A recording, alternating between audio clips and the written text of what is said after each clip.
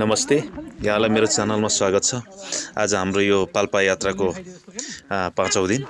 हामी आज पाल्पाको यात्रा भए पनि हामी नवलपुरबाट चाहिँ यात्रा गर्दैछौँ। हामी आज यो पोखरी बोजाबाट कावसती झर्दैछौँ। बाटो चाहिँ अलिक कच्ची रोड छ, धुलै भए पनि कस्तो लाग्छ तपाईहरुलाई इन्जोय गर्नुहोस् है त। Let's go.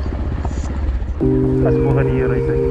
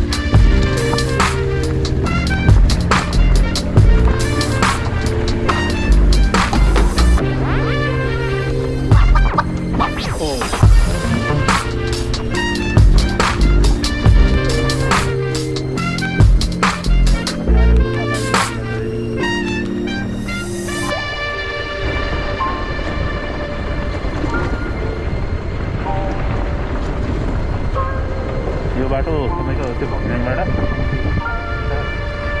त्यहाँ 45 मिनट जति लाग्छ, त्यहाँ आधा घन्टा त्यस्तै लाग्छ होला, 2.5 घन्टा 3 घन्टै लाग्छ।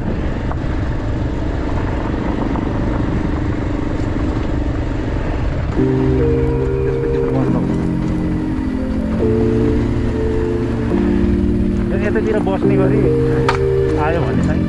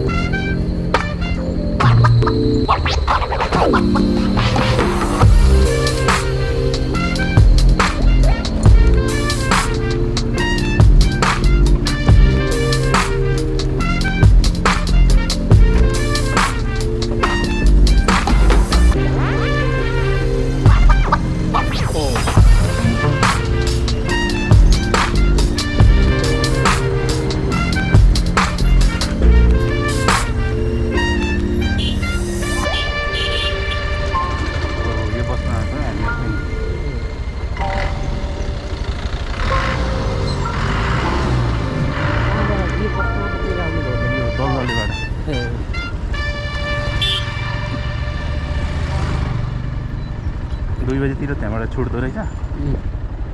यसमा सोरेर अनि पोखरीसम्म आयो।